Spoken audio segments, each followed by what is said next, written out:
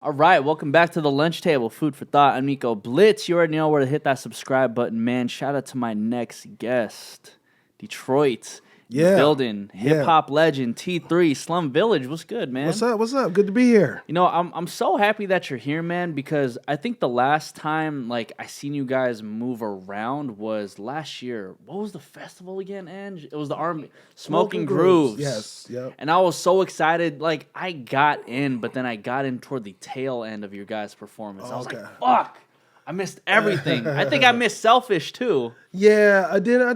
And then I think we came out with Common, so Yeah. yeah, so that was dope. So yeah, it was dope. It was dope. You know, even though it was an R&B festival, it was really good for them to incorporate hip-hop acts such as yourself and also Common, too, because, you know, I feel like you guys really keep the soul of hip-hop alive. And, you know, that soul aspect is what really, like, a foundation of R&B, too. Yeah, for sure. I would say, you know, we grew up on all that music, so you know, it's a part of us. It's a part of what we do. So you know, I mess with it. Yeah, man. You know, when I was a kid, I think the first time I ever heard of you guys, and this might age me a lot, was through Selfish. Oh, okay. You know, you guys, Kanye West. I mean, yeah, that was like John one of our Legend. biggest singles. So yeah, for sure. Yeah, I get that. You know, that was our first time even meeting Kanye. I remember meeting him at the BET Awards, and he was like, "Oh, you that guy from Tainted, ain't you?" Because he knew the song from Tainted. He was like, "Oh, come up to the room," and he had like a studio in his room, like at the W Hotel, and that's the first time I heard Jesus Walks before it was even out. Damn. He was just playing pieces of it for people, like, "Yo, check this out." I was like, "Oh, that's crazy." Yeah. You know what I'm That's saying? kind of crazy. You got like the first piece of Jesus Walks? Yeah, for sure. Yeah. Jeez. So then what was it, you know, like during that time, like Kanye West wasn't as nearly as like, you know, big as he is now. So then like, you know, what was that interaction like with you guys like way back then? I mean, it was dope. You know what I'm saying? He was a fan. He was cool. You know what I'm saying? He was still Kanye. Yeah. You know, Kanye gonna always be Kanye. But yeah, he was dope. You know, he was a fan. He had heard about our music.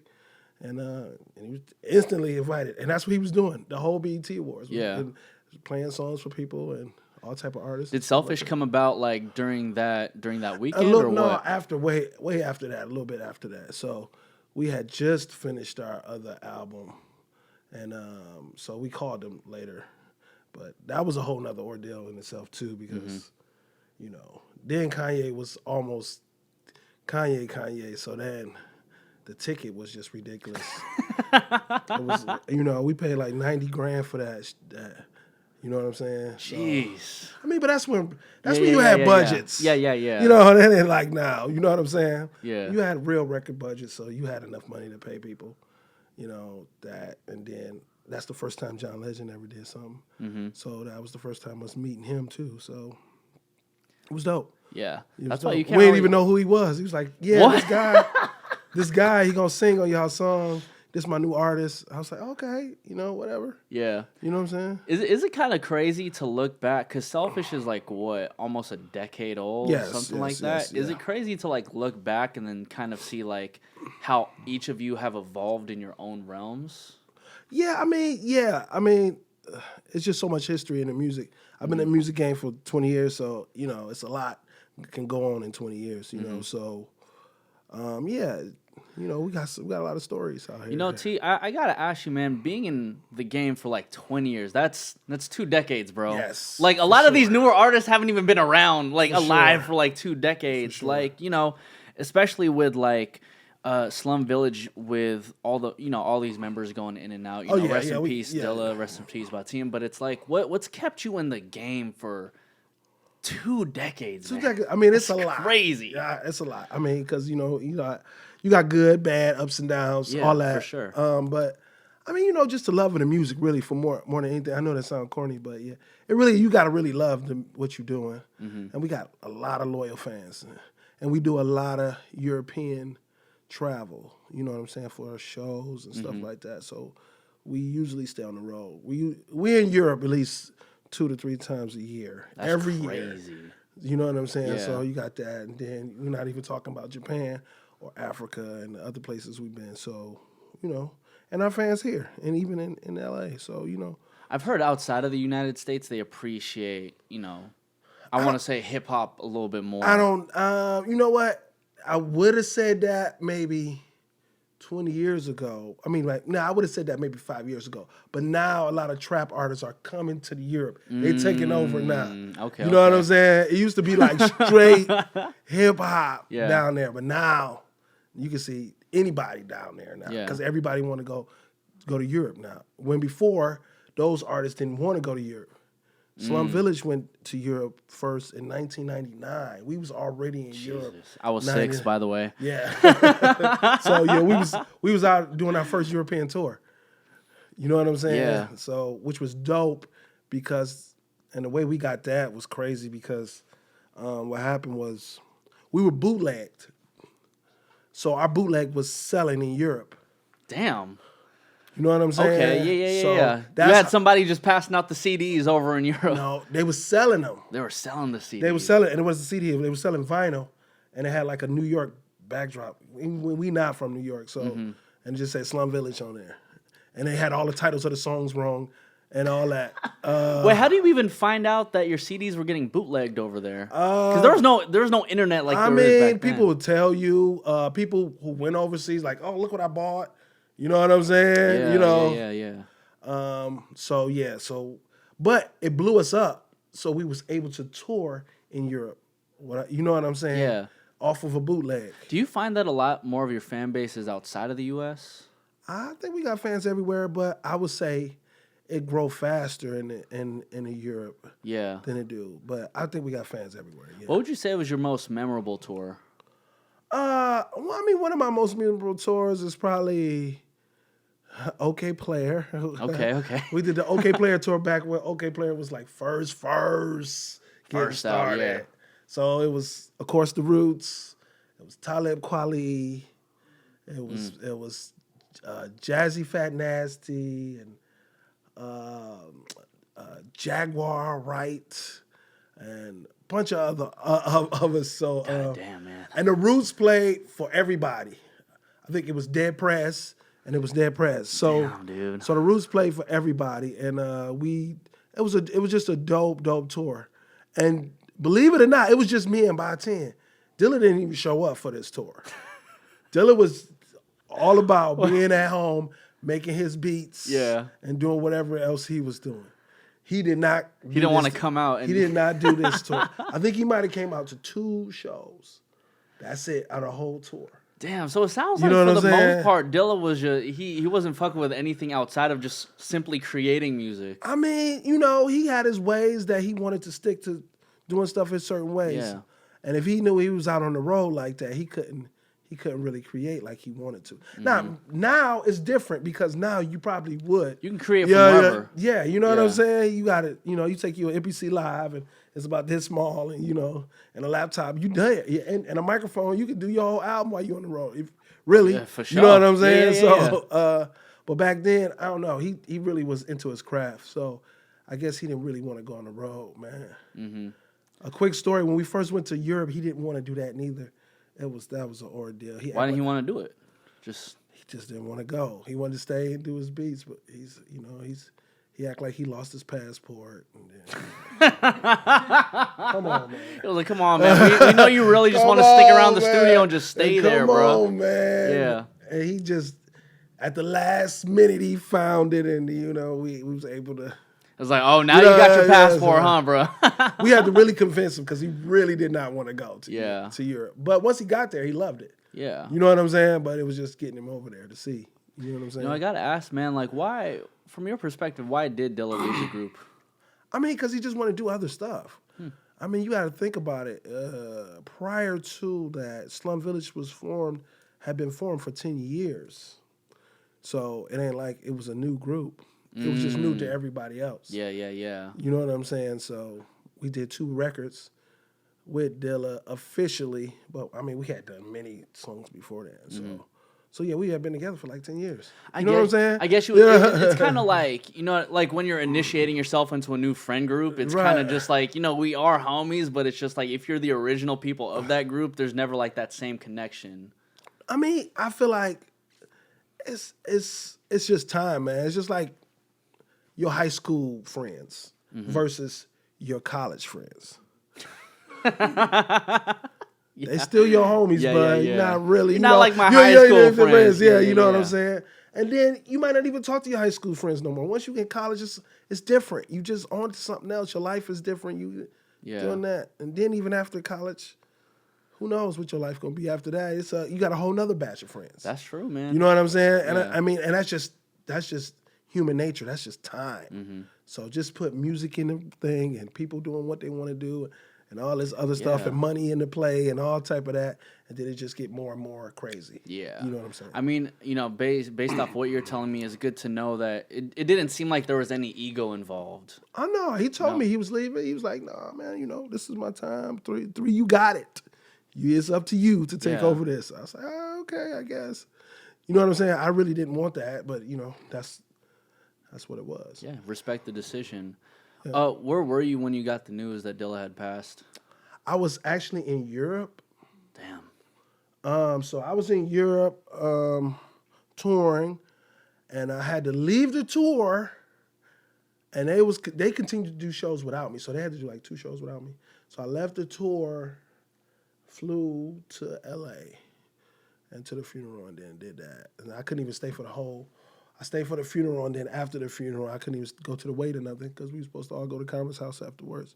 Mm-hmm. But I had to go back because I had like 12 more shows in Europe. You know what I'm saying? So I just went to the funeral, and I mean, but when I found out that, it was just sad, man. You know what I'm saying? Because I didn't know. I would hear he would get sick on and off, but I didn't think it was like serious. You never think it's serious as it is. You know what I'm saying? So. Man, I wish I would have spent more time in those last days, but you always do. Even if you there every day, you gonna feel like, man, wish I had a little more time to, talk and do some things, I hear you, man. It's whenever something sudden like that just happens, it's like, I think we always look back and think about like the greatest things about, our loved ones and whatnot. Uh-huh. What was like, what was like the greatest memory you had? I mean, we just had fun as kids.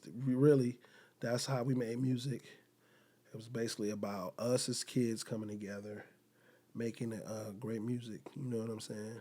And most of it was made through laughter. Let me cut this one. Most of it was made through laughter. So we used to just joke all the time, do impersonations of people and just joke. And that's how we made a lot of songs, just by goofing off. Yeah. And people used to think, is y'all high? Is y'all drinking? Nope, we didn't drink or smoke. So we didn't. Wow. I don't think I had my first drink till I was 30. Wow. That's impressive, man. And Dilla didn't smoke till not during volume 1 or 2 or any of that first music. So we were just high on life. You know what I'm saying? Man. So that's how we did most of our stuff. It's so crazy because I'll be in sessions nowadays, and it's kind of like even the studios make you feel like it's a requirement to be drunk or be high. Because, people have like 8-hour days, 12-hour days in there. And, it's kind of crazy to think when you were creating with Dilla, it's like you guys were just literally connecting with each other and making that music simply because you guys were high off the connection. Right, correct. Yeah, I mean, even now, I don't record inebriated or I choose not to, and 95% of the time I choose not to do that. Why is that?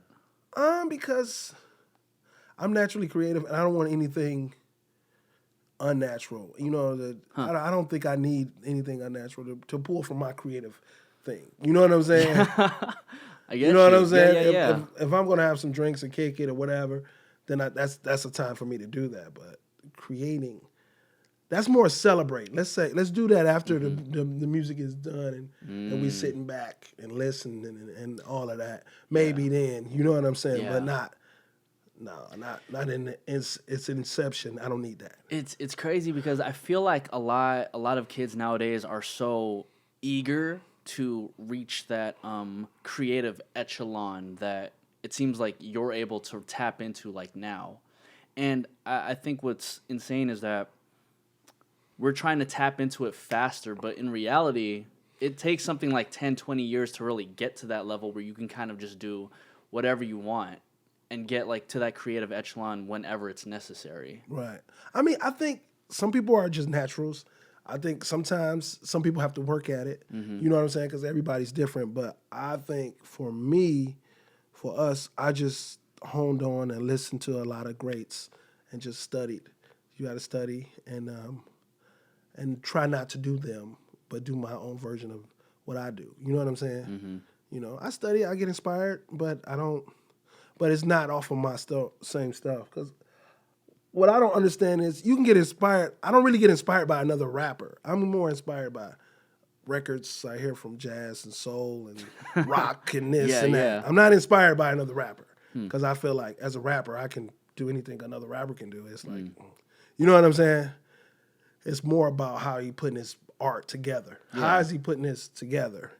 Is what, and that's really not just the rapping. It's more musical and more how things are flowing. You know what I'm saying? Yeah. Well, I think when anybody thinks of like, you know, T3 or like Slum Village, you know, you have like a very particular like notion of what it's gonna sound like. Like you guys really don't sound like anybody else who's out right now. You know what I mean? And I mean that in the best way possible because now you just get everybody just trying to go for like the radio record or try to sound like this, try to sound like that. But you know, you guys have really just stuck to the core of what Slum Village actually is. I mean, you know, it's natural, but I mean, it's still a lot of things that we would want to experiment on and do things. We just haven't done a lot of stuff. Sometimes you just don't get to all the stuff.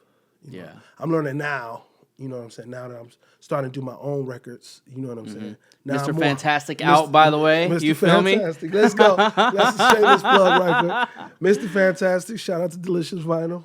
And basically, I'm starting to experiment and do different type of records, you know, like that, and really have fun and just do stuff that's not, quote-unquote, Slum Village. Well, that's why, you know, as soon as you listen to Mr. Fantastic, Turn Me Up is the first song. Right. And it just comes in so powerful. Right. You know what I mean? And I was over here just like, I didn't expect that. I was expecting like more like some lo-fi shit. Right. I mean, that's because it's not Slum. It's T3's. Yeah, it's T3. You know, even though I'm a part of it, it's just me more giving you more of my character, more of who I am. So I feel like I can really start off with this before I can really go on the deep end where I want to go. Yeah. You know what I'm saying? No, you kind of got to ease people into like, this is what T3 is about right now. Right. So, and with that, I just want to bring back, I was having fun with this record. So that's why I want people to hear. I know that's kind of corny, like, but I don't want to just make records. Like when you younger, when you making music, you could tell that they had fun in the studio. Sometimes when you get older, you know, you get beat down or whatever, you don't hear the life, you know what I'm saying? Well, everything you know just becomes, once you figure out that, let's say, even like mainstream music is just all math, right. It kind of becomes a little bit more depressing, you know, because like if everything's so calculated, it's like me as a consumer, I already know what to expect. Therefore, it's like you know, you could kind of listen to a song and just be like, after 5 seconds, like, I don't want it anymore. Yes, I can. I'm good at that, especially when people send me those millions of beats. Don't take me long to know, like, nah, this is not what I'm looking for. Yeah. You know what I'm saying? So, but I would say, I mean, I do understand what you're saying. Yeah. So, you know, like Mr. Fantastic, it just dropped, like a couple weeks ago or whatnot. Yes. Like, you know, you wanting to put yourself out there and solidify yourself, kind of like, you know, kind of detach yourself from Slum Village a little bit. What was really the purpose for Mr. Fantastic? Well, I named it Mr. Fantastic because I've been around the slum, and that's our first album, Fantastic Volume 1. So I just did it because I think it's time. You know, Slum Village has done like, 10, 11 albums. Crazy. You know what I'm saying? So, you know, I feel like the last album we did was like our best work, which is one of our best works, which is Yes. And I really love that album, which it had Dilla, me, Baatin, you know, Elzhi, you know, most of us was on there. So, you know, I feel like that was one of our best works. So I feel like Slum Village is at a good state. So, I mean, we still going to tour, do stuff like that. But it was just time for me to branch out, you know. Yeah. You know, I am a 40-year-old man. It's time for me to be like, okay, man, you know, let's put out some of this music, some of these ideals I want to share with people. So, you know, it was just a start. This is a start. Mr. Fantastic is a start of a bunch of things that I have to come, you know. More T3. More T3. Yeah. You know, I mean, you know, a lot of people don't even know I do beats. And I have done beats for Slum Village since the beginning. Mm-hmm. You know what I'm saying? But you know, it's a lot of stuff that I need to get out. Yeah. You know what I'm saying? Musically. Also, I'm starting on my book, so I want to write the book. Oh, a book. All right. Book. What's the book about? It's really about us, Slum, coming up and kind of in Detroit and trying to just bringing that and just the ins and outs, the ups and downs that Slum Village has had, which we had a lot. Yeah. You know what I'm saying? I know I've been quoted to being like a David Ruffin of, like the Temptations, because we had so much drama, and I had so much drama, and I've been there since the beginning. So, yeah, so I want to write that out, get the story out, let people know. Get it out the right way, for sure. Oh, yeah, you know what I mean? For sure. And I don't want anybody else to do it, because people will write your story for you before you get a chance. So you have to write your own story. Yeah, man. You know what I'm saying? Amen to that. You know, yes. we're in the era where everybody just wants to get the story out first and not correctly. Yeah, right. And then go back and be like, oh yeah, that wasn't, that wasn't reliable. Right. I'm gonna just say what I need to say. Right.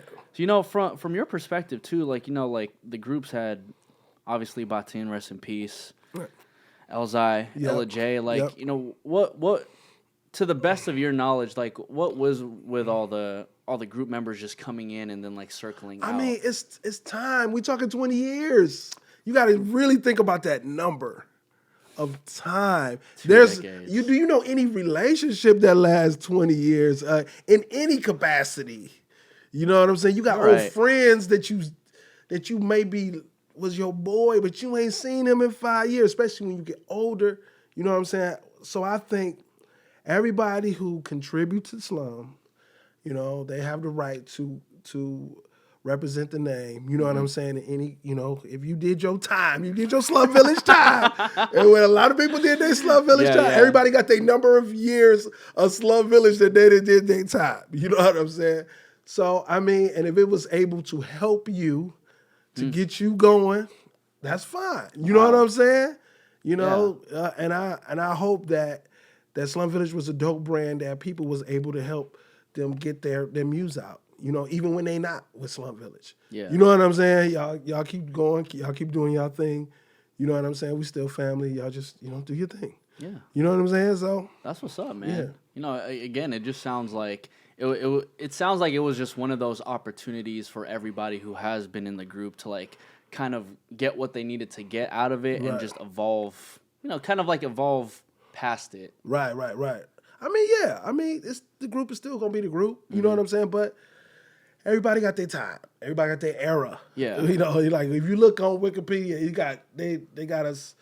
They got us in eras, like in this era, the Dilla era. You know what I'm saying? Like, okay, you know what I'm saying? But you know, at this point, do you have anybody who is like interested in joining the group? No more members. That's never gonna happen. That's done. Y'all are done. That is done. We cut off the membership. The membership has been complete. It is done. Yes, T3 is saying it's done. That is done. It's not gonna happen. I think we had enough members, like 6. Yeah. Revolver. And then you got extended members that's kind of not members too. So you know what I'm saying?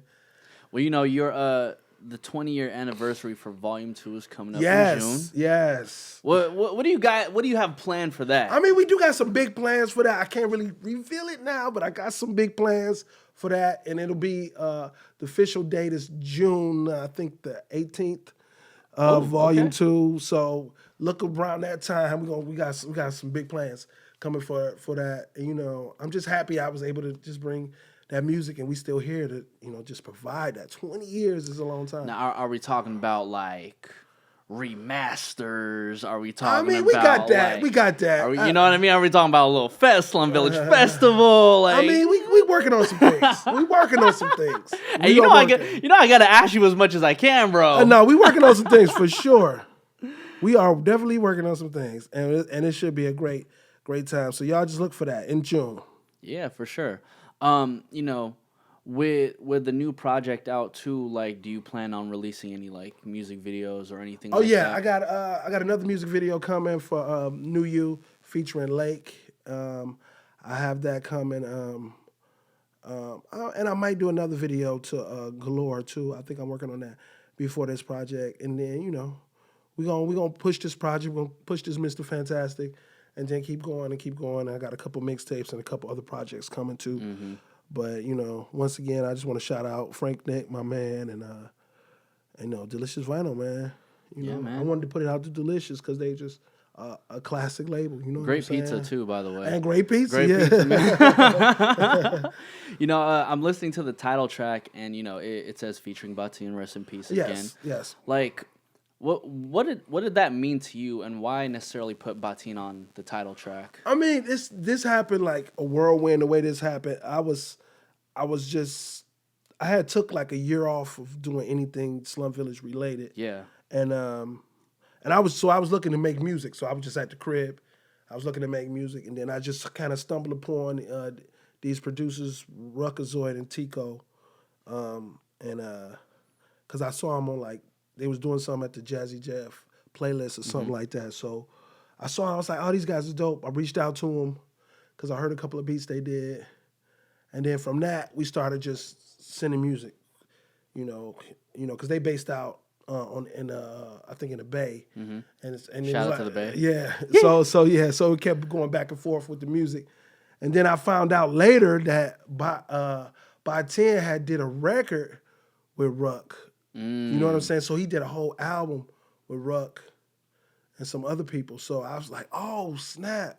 So he had like verses and all type of stuff, and I didn't know any of that. I just knew that the sound is the sound that I needed at the time. Yeah. It's funny how you can go on the internet, and if you know what you're listening to, you can go and find exactly what you need. I mean, I had to comb through a lot to get to that. Yeah.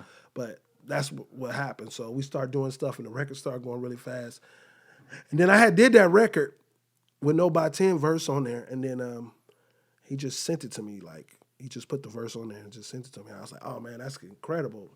That's it sounded like, you know what I'm saying? It sounded like he was in the studio. I was like, man, how did you even think to, kind of just put that on there? Yeah. Because I really wanted to start off my record as a dedication to the group first before I go and do me, totally do me. So I don't have to go down that road every time I do stuff from after this point. Yeah, you're just you know what I'm saying? You're paying respects. I'll pay respects first, and then after that, and then I don't have to go down this road anymore, unless I feel like I need to. You know what I'm saying? So that's why I wanted to do it first. So that's why I did a dedication record to Baatin and Dilla. You being around for like 2 decades, man, what's some advice that you would give to younger artists who are just starting out and just have that, I mean, you probably get this question a lot, but it's like you have so much knowledge you can share, man. I'd be like, don't do it. Number one. You don't want to be in hip hop, man. You don't want this shit. You want this? But if you are going to do it, make sure it's really what you want to do first and foremost. And then if you are, I would say just stay true to what you do, man. I feel like it's easy in a way for them to do things, but it's hard in a way for this new generation. It's easy in the fact that everything is accessible, but it's hard in a way is because everything is kind of accessible. It's so many rappers that why are they gonna listen to you? Yeah. You know what I'm saying? At least in my day, if you made it. Back in my day, if you made it through, you was in. Yeah. You know what I'm saying? Period. True. That's it. You That's in. True. You know what I'm saying? Now, you could get a couple of clicks and still be like, and you know what I'm saying? You still, like you know what I'm saying? It's so many rappers. It's like, who is this guy? Yeah. For you to really take notice to someone, it really takes a whole lot. What do you know think, what I'm saying? What do you think really would be the differentiating factor for somebody nowadays? Because, you can have somebody who has like 3, 4, 5 million views, and then you could talk to the person right next to you and they won't know who the fuck they are. Like, what's really that differentiating factor that can solidify someone today? I think that is, you have to be very unique.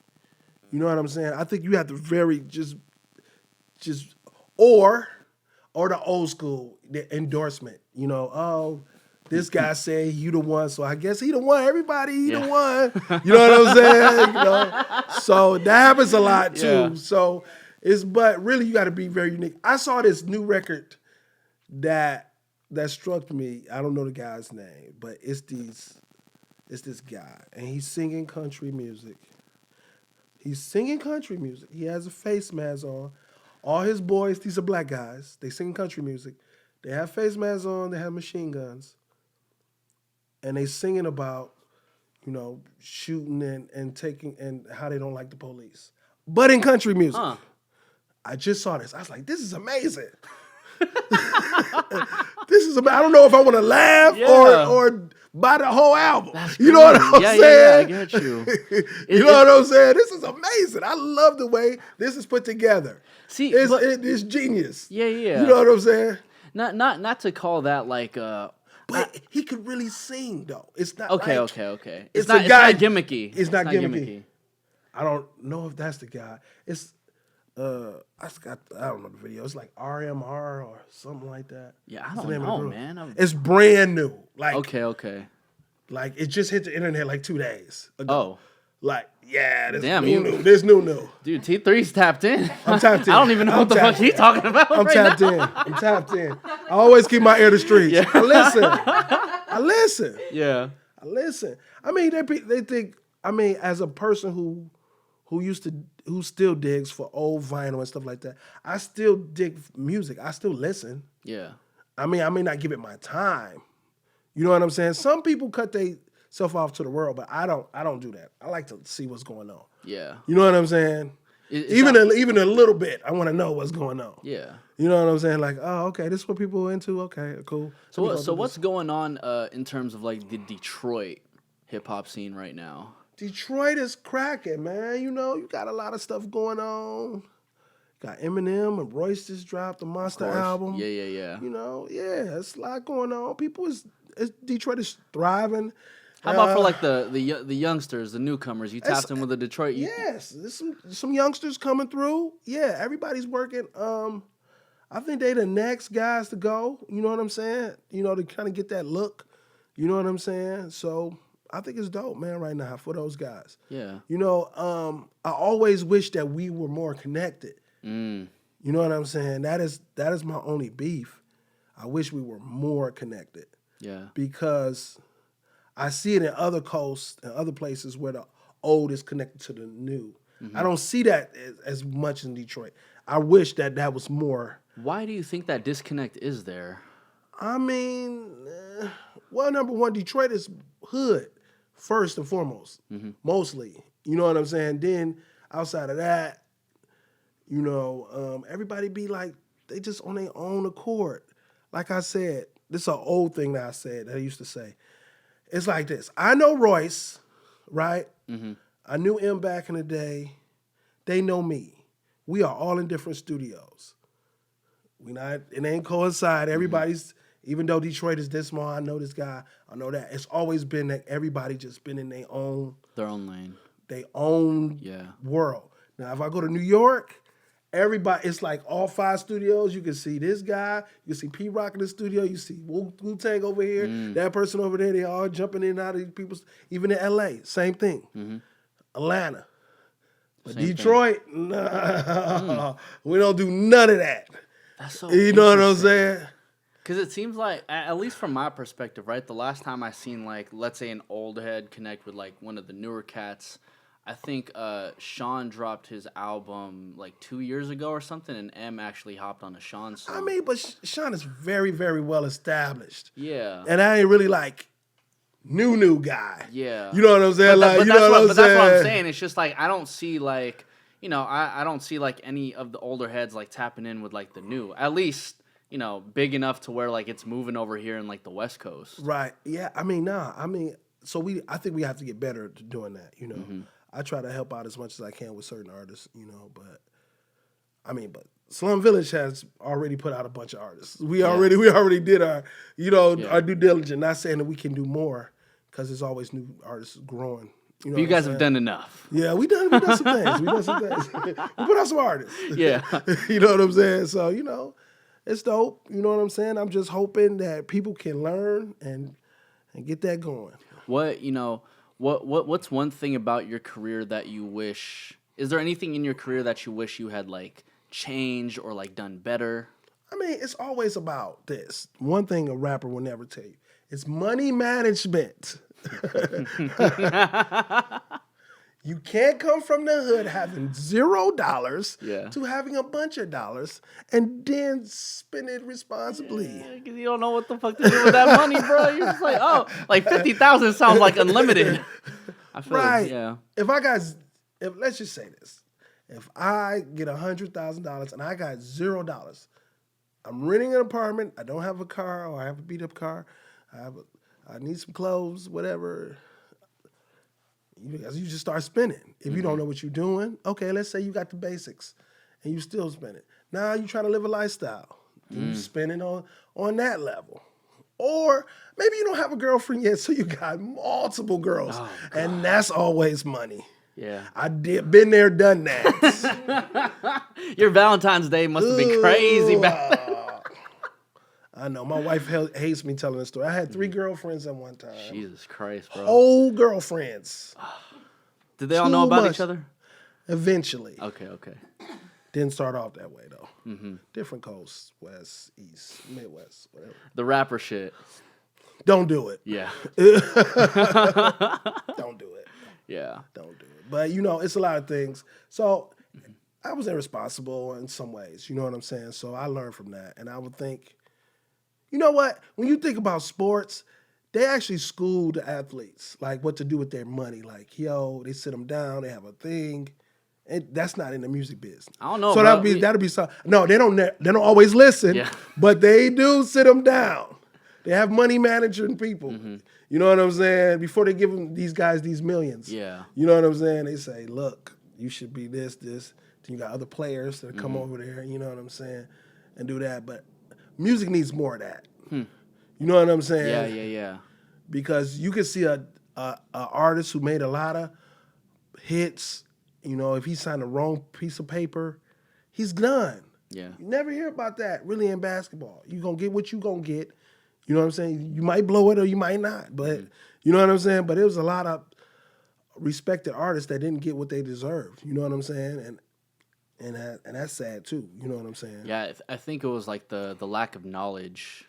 You know what I mean? And I No, it's just a sneaky, dirty game. But you know what? Everything is so transparent now. Mm-hmm. There's no reason in the world for you to get played. You can only play yourself. You can only play yourself. Congratulations, you played yourself. Yes. Oh man. Yeah, I gotta hit you with that. That's that vintage DJ Khaled. Yeah, just one. You played yourself. Congratulations, you played yourself. Yeah. T3, man, I can't wait till you write your book, man. I would love to see all the ups and downs that you personally went through, that Slum Village also, went through as a group. And I think that the knowledge that not only that you shared on this podcast, but that you will share in your book is going to be nothing short of beneficial for, whether it be somebody who's like a newer artist or somebody who's just trying to get like a career check. Right. Yeah, I mean, I hope so, man. I can spread love and people can learn from my mistakes. Mm-hmm. And, and learn from the things I did right, too. So, but hopefully from my mistakes. When can we expect the book? Probably in a year or so. Books take a long time. Yeah. So I'm writing. But, I just want to put the word out there, let people know it's coming. There we go, man. So, more music on the way. Mr. Fantastic out right now. Yes. 20-year anniversary for Volume 2. We got a lot of things planned. Man, there's a lot of shit going on. Usually I'd be asking like what you got going on, but Yeah, I got things going on, man. I got things going on, man. You know what? The hardest thing for older artists, I think, is you have to think of ways to reinvent, not only reinvent, but you have to make jobs for yourself. You know what I'm saying? Okay. In my day, back in my day, you know what? You didn't have to do that. Everything was presented to you. So if you was with a label, they would say, "Oh, you want to do this? Do you want to partner with this clothing line? You want to do that? You want to go there? You want to do this?" And they would just present stuff. You say, "Yay, nay." You did it. You didn't do it. Now you have to do everything yourself. You got to shoot your own videos. You got to do this. You got to do that. You have to be a businessman as well as an artist. Yeah. Well, I think that forfeits more power like to the artist. You know what I mean? Because, back then, I'm not saying everything was like totally given to you, but I think with the resurgence of like social media, the internet, and all that, like it gives us a lot more power and creativity to do whatever we want. Because, you know, even back then, like I was just thinking earlier, like I would think a lot of the artists got their, like Chingy, for example, or Ludacris, so on and so forth. It's like if they weren't on like, you know, BET, you know, on like the top 10 videos and whatnot, it's like we wouldn't really know. But now we have more outlets like a BET, like MTV. So it's just like there's so many more ways to get yours. It's just a matter of being creative and how you're going to get there. Correct. Which is, you know, I mean, you really just pulling off the sky. You hoping, you know, for things. But like you said, when you had just a BET or MTV, if you were on there, you was good. Yeah, you were on. You were really on. You know what I'm saying? Yeah. Now you could be on something and people may not even be watching it right now. Yeah, it's just. But just you know what I'm saying? Yeah. But and then eventually they do, and then you're on. You know what I'm saying? So you know, it is what it is. It is what it is, man. T3, last question I gotta ask you, man. Last two questions actually. Okay. We're obviously at the lunch table, so what's your favorite lunch, man? Oh, favorite lunch. I like food. Let me just say that. Food is great. Especially if it's done properly. And I hate bad food. Okay. By the way, I like to cook as well. But I would say my favorite lunch, it's probably Middle Eastern food, believe it or not. Okay. I like a chicken tawouk with some rice. You know what I'm saying? Sometimes some crushed lentil soup. Okay. And some nice garlic dip. Oh yes, I'm really in the house. I got the place for you. Man. Okay, so that's like one of my favorite. And if I'm doing the vegetarian thing, which I do sometimes, then it's just falafel and the same thing. Yo, T, you know what I'm saying? T, I think you need to make like a YouTube channel of just you cooking, bro. Oh yeah, I could cook. Yes, I cook. My wife does no cooking. I do all the cooking in my house. Yes. You remind me of my pops, man. For the record, my mom makes some trash ass pancakes. My dad makes all the food. Yes, I make all the food. Yes, I do. Last question, man. What's one random music fact about you that people may not know? Music fact. I don't know. I produce, and I probably wrote I produced and I wrote like half of the hooks on every Slum Village album. Damn. All right. That's music fact enough. Yes. T3, where can everybody find you, man? You can find me on social media, T3 Slum, Instagram, T3SV on Twitter, which I don't go on as much, but I'll still be on there. Mm-hmm. And I'm just not on Snapchat because I'm just too old for Snapchat. But that's a whole nother podcast. This is the lunch table, food for thought. I'm Nico Blitz. T3 Slum Village. What up? And we're out, everybody. Yeah.